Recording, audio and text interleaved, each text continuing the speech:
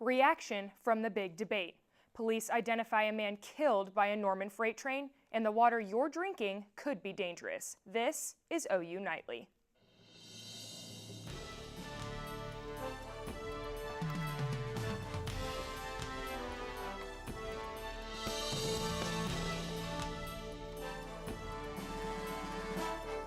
It's the day after the first presidential debate. The dust is beginning to settle, and both sides are claiming victory. An estimated 80 million people watched the nearly 2-hour debate, but in the end, there was no clear consensus on who actually won. The two candidates assumed contrasting styles throughout the evening. Clinton, restrained, often friendly and upbeat. Trump, often argumentative and negative about the situation in America.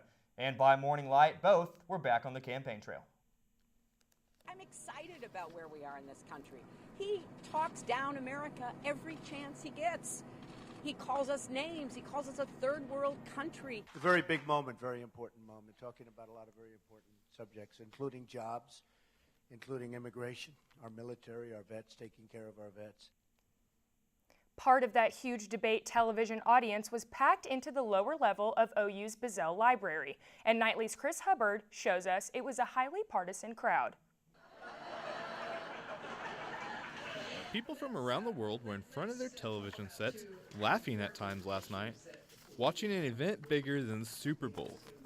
People filled the bookmark inside the Bizzell Library to take in the debate and witness reactions from others around the room. I wanted to see what everybody was talking about. I was really wanting to come out and watch it with the crowd. I didn't really want to just watch it in my my bedroom by myself. I kind of wanted to see what audience reaction would be and so forth.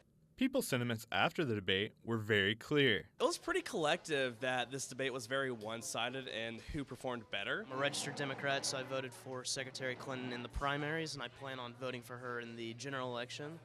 And I think after tonight, I feel much more confident about that decision. Honestly, Donald Trump, he did not respond to the questions very well at all, and everybody, for the most part, in the room believed with that.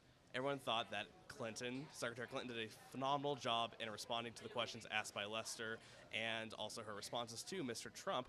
A Donald Trump supporter could not be found to question their thoughts on the debate. Today, the polls continue to show the race between Trump and Clinton is tight. The impact of last night's debate will not be known until the election in November. Chris Hubbard, OU Nightly. Yeah, and you know, Carson, I don't know that I was super surprised by either of the candidates last night. What about you? You know, I wasn't really either. It's kind of like, you know, we've never really seen one of these presidential debates like this, so it was really odd.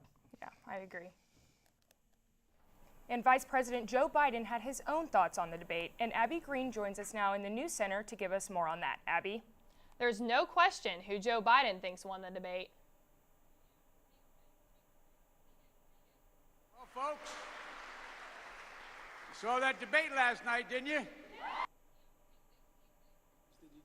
The vice president campaigned for Hillary Clinton today in Philadelphia.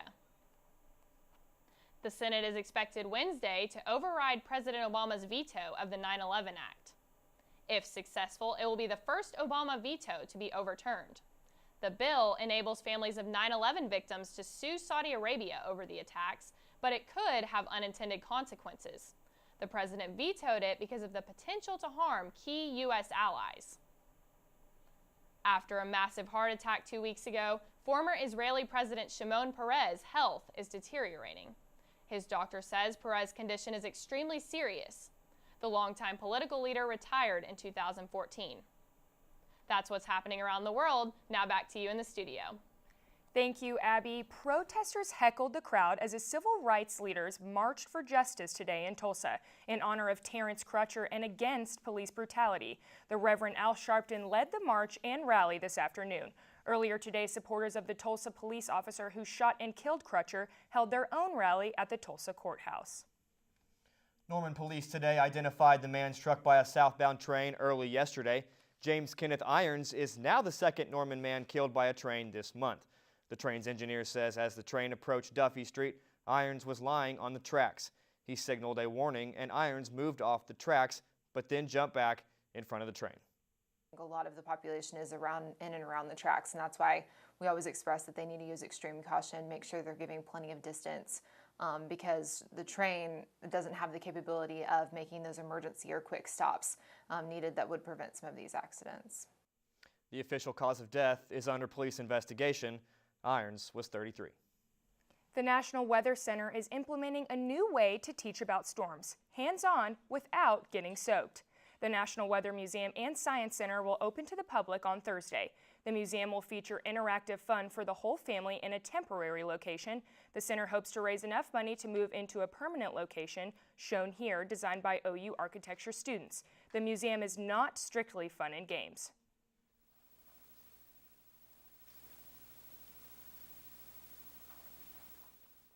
To learn more about the museum, visit their website at www.myweathermuseum.com. Well, Emily, it feels great outside. It's a great transition from this weather story now to, weather here in Norman. What can we, expect? I'm really hoping we can get some of these cooler temps to stick with us. Absolutely. Kaylee, you want to tell us a little bit more? Yeah, guys, well, it's definitely a little bit warmer out there today than we saw yesterday, but it still feels pretty nice. We were finally away from those 90-degree days. Thankful to see them go. Right now across the state, we've got temperatures mainly in the 80s, upper 80s in the western part of the state, but all the way down to 70s down in the southeastern part of the state in Idabel over there. In Norman right now, we're sitting at a very cool 80 degrees, light winds out of the southwest, little to no humidity. It feels awesome outside right now. We'll have more on what to expect with these cool temperatures if they're going to stick around, but for now, back to y'all at the desk. Thanks, Kaylee. A new report from the Environmental Working Group shows chromium-6 has contaminated water supplies for nearly 200 million Americans in all 50 states. Some of the highest rates are here in Norman at around 39.3 parts per billion. Those numbers still meet federally mandated standards, but the city is working to lower the concentrations and any associated risks. Still to come on OU Nightly, students gave us their real opinions on the new Apple Watch. Plus, Disney has its eye on a major acquisition. Storm Jones will tell us more in today's business report.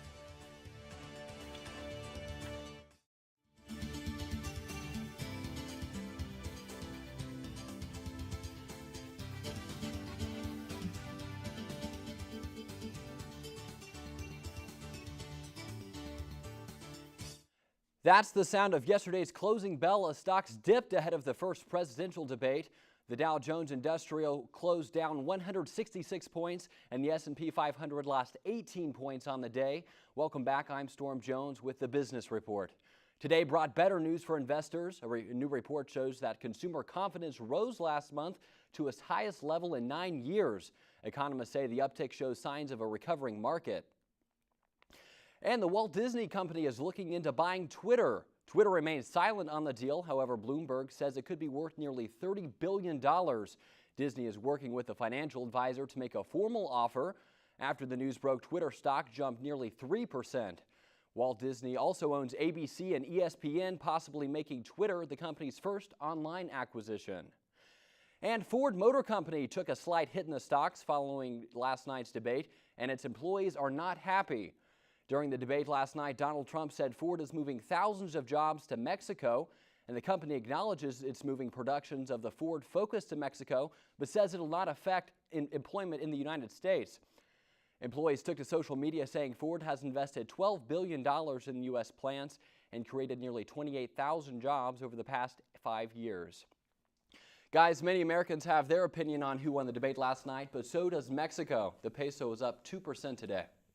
Well, cool. I don't know how that really affects us here. I don't know. Do I need to invest in any pesos, Storm? I think you're good. They're watching, though. That's interesting. Okay. All right. Thanks, Storm. Thank you, Storm. Thank you, guys.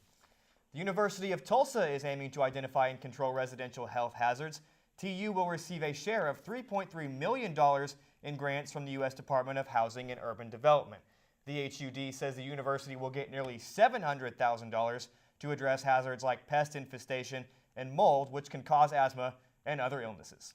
And every year, Apple reveals new products to the public. Some of the largest consumers of these products are college students. London Bulgarelli takes us into a look of the Apple Watch. Is it good or bad for the college buyer? The daily life of a college student, busy and full of social interactions. From texting to keeping up with multiple social media outlets, students are distracted the whole day. It's really distracting. College students are so connected all the time. Most of the people that I know, they have 3 social medias that they keep up with daily. And to add to that with an Apple Watch, being able to just look at that in the middle of class can be super distracting and can really take away from what you're supposed to be learning, or even being present with friends when you're hanging out with them. It can be really distracting and take you away from those experiences. Students are distracted with all of this technology, but is it beneficial to have an Apple Watch around your wrist instead of a phone on your desk while in the classroom? It's useful to me because it keeps me like off of my phone. So like even when my phone is away, I'm still like connected. And like if I get a notification on my phone, I like go into something else compared to like if I get on my watch, I don't like wander off into another app or something. Keeping students off the phone in the classroom. Apple Watches are made to be in the business world, keeping you off your phone while in meetings. But on the other hand, students are used to the distractions that come with technology today. I've just gotten used to like it like vibrating every like a minute or so, and then I just ignore it. The new Apple Watch is out and students are buying. But is the watch helpful or just another distraction? London Bulgarelli, OU Nightly. Thanks, London. You know, I personally use my own Fitbit, really enjoy it, but I'm going to have to check with my friends and see if they like their Apple Watch. Yeah, you know what, Carson? I don't have an Apple Watch or a Fitbit, but maybe it's time to invest. You never know. Yeah. Still ahead on OU Nightly, the Sooners prepare for TCU, and the Marlins remember Jose Fernandez during their first game back after his death. And we've got those fall temperatures here in Oklahoma finally, but are they here to stay? I'll let you know after the break.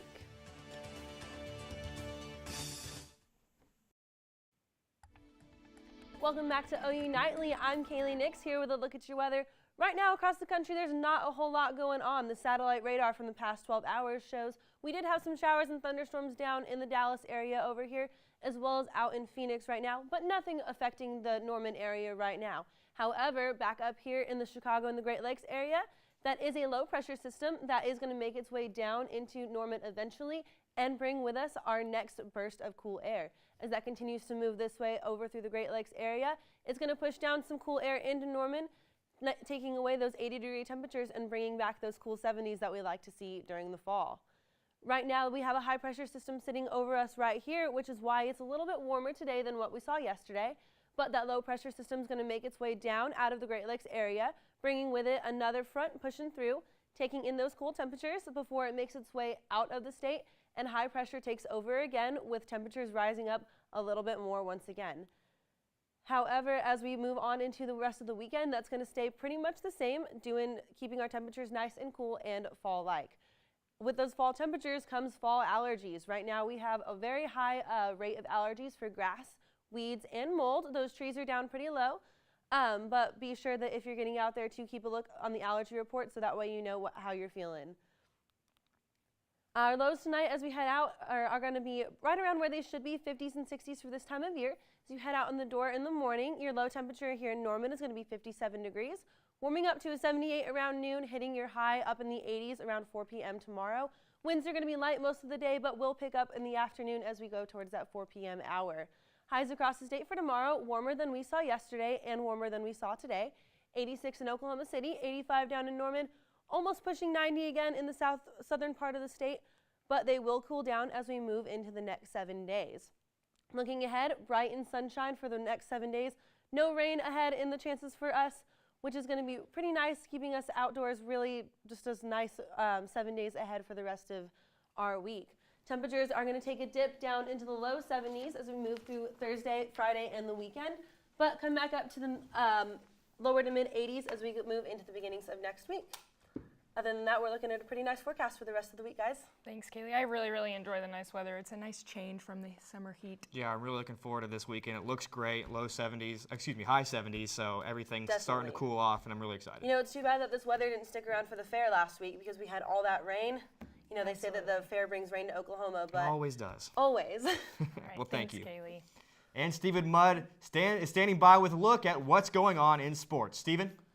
Thank you, Carson. The Sooners are coming off their bye week with high hopes, and stick around for the highlights of last night's shootout. Sports is around the corner.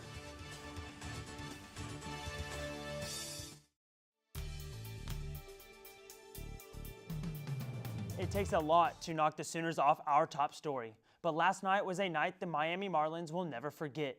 Every Marlins player was wearing number 16 in honor of pitcher Jose Fernandez, who was killed in a weekend boating accident.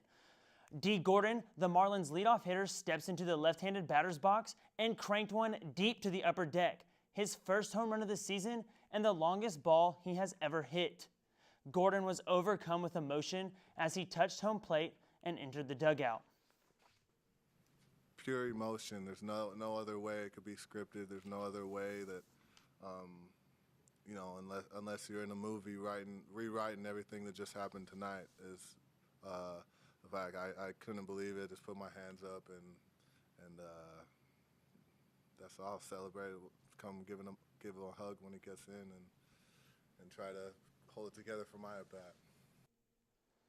That is what sports is all about. Now, as for the Sooners, they are coming off of a bye weekend and are trying to turn the tables after a 1-2 start to the season. The Sooners look to move forward and put the past behind them as they play the TCU Horned Frogs this Saturday in Fort Worth. I think they all are, and not because of who we've played or who we're playing upcoming or any of that. We're just excited to get a chance to put our best foot forward. We know we haven't done that yet, and we've got an idea of what that looks like, and we need to prepare and go do it on Saturday. For the first time ever, OU Athletic Director Joe Castiglione paid a visit to the set of Sooner Sports Pad. The AD dropped in on the student-produced show for the first time. Castiglione weighed in on a debate about whether or not the last academic year was the best ever at the university. The fact that we can debate how many years are special is a very special thing in itself. True. And so, but some years might be measured by national championships or overall championships won, but if you measured them by magical moments, I'll let the others make the comment. And when CBS votes us the #1 program in America, I think that says us all. You can watch the full episode of Sooner Sports Pad right here on OU TV after this newscast. And Major League Baseball is wrapping up its regular season and the playoff picture is becoming clearer. While there are still some holes to fill in the playoffs, 6 teams have clinched a spot. The top 2 seeds in this year's playoff will be the Boston Red Sox and the Chicago Cubs. The Cubs were the first team to reach 100 wins this season, not having done so since 1935. And last night was a shootout in the Superdome between the Atlanta Falcons and the New Orleans Saints. Drew Brees threw all over the Falcons, and the Falcons ran all over the Saints. Brees finished with 376 yards passing and 3 touchdown passes. Tevin Coleman rushed for 3 touchdowns, but Devontae Freeman racked up 152 yards on 14 carries. The Falcons would be victorious in the end with a final score of 45-32. But the best part of last night's game was this play right here where Devontae Freeman takes a toss to the outside, cuts it back across the field, and looks for a block by Matt Ryan. However, Ryan had other plans when it came to blocking Nick Farley. Ryan figured he would just take a seat on this one. It would be better for him. Yeah, it's pretty funny, Stephen. Yeah, he just was like, I'm going to sit down. Sit down. Well, thank you so much, Stephen. Still to come on OU Nightly, Carpool. We'll be right back.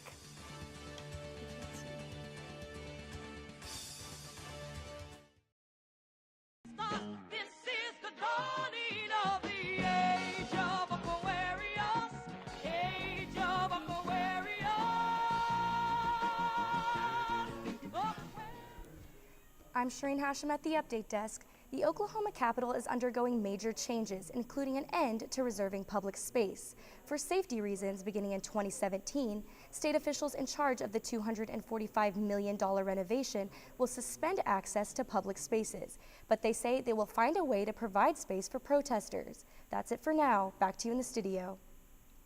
Thanks, Shireen. A driver in Washington had the clever idea to get around a busy morning traffic jam. The Washington State Patrol said someone tried to use the HOV lane with a cutout of Donald Trump's cardboard head taped to the passenger's seat. A state trooper saw it, but didn't fall for it, and the driver was quickly pulled over. Well, guys, it's kind of a funny story. I don't know about you, but I would totally use that. No Yeah. lie, I've seen it in Texas before. Anything you can do to kind of get ahead, right? Exactly. All right. Well, hey, what can we see more in weather? Well, tonight we've got those cool temperatures sticking around with us. Nice, clear night, light winds. It's going to be a beautiful 73 degrees while you head out back from work tonight. Cooling down to 58, a low of around 52, and it's just going to be a beautiful night out tonight, guys. Well, good. I'm excited for it. Good Thanks, weather. Kaylee. Yeah. That'd be wonderful. Well, thanks for watching OU Nightly, brought to you by Gaylord College at the University of Oklahoma. We'll see you back here tomorrow night live at 4:30. Have a great evening. And good night.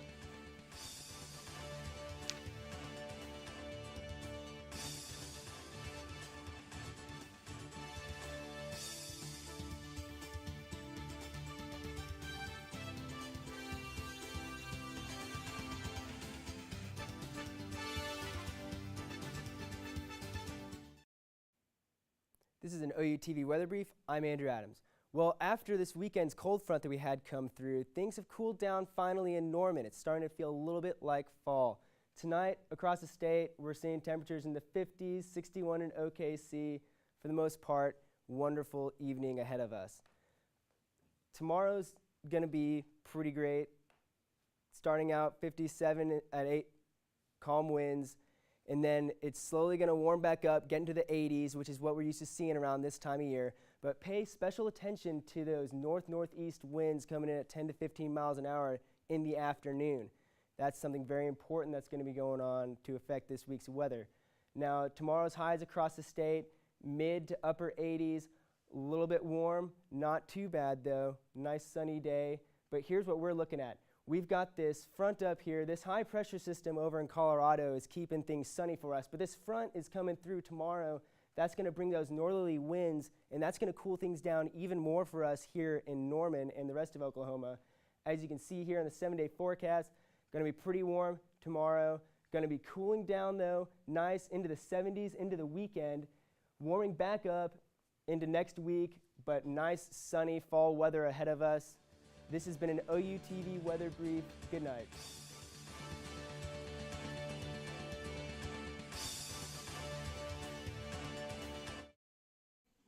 This is an OU TV news brief. I'm Claire Spazieri.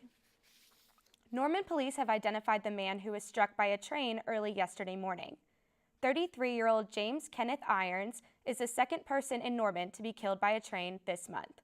The specific cause of death is still under police investigation. Civil rights leaders marched for justice today in Tulsa in honor of Terrence Crutcher and police brutality. Crutcher was shot by Tulsa officer Betty Shelby, who has since been charged with first-degree manslaughter, and a rally in support of Shelby started at 1 this afternoon at the Tulsa County Courthouse. A report from the Environmental Working Group shows chromium-6 has contaminated water supplies for about 200 million Americans. Some of the highest rates are here in Norman at about 39.3 parts per billion. Although this meets federally mandated standards, the city is still trying to lower the rate. This has been an OU TV news brief. I'm Claire Spazieri. Good night.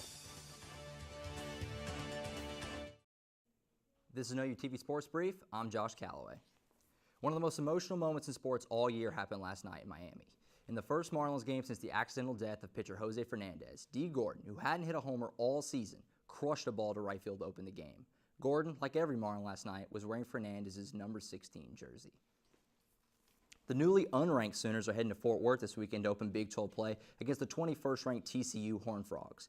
After a tough 1-2 start, OU will be hoping to turn the season around following the bye week. Kickoff is set for 4 on Saturday. Week 3 of the NFL season finished up last night with the Atlanta Falcons taking on the New Orleans Saints. It was a rough night for both defenses, but behind Tevin Coleman's 3 rushing touchdowns, the Falcons won 45-32. Atlanta now sits 2-1, and the Saints are still winless at 0-3. This was an OU TV Sports Brief. I'm Josh Calloway. Be sure to watch OU Nightly weekdays at 4:30 right here on OU TV. Good night.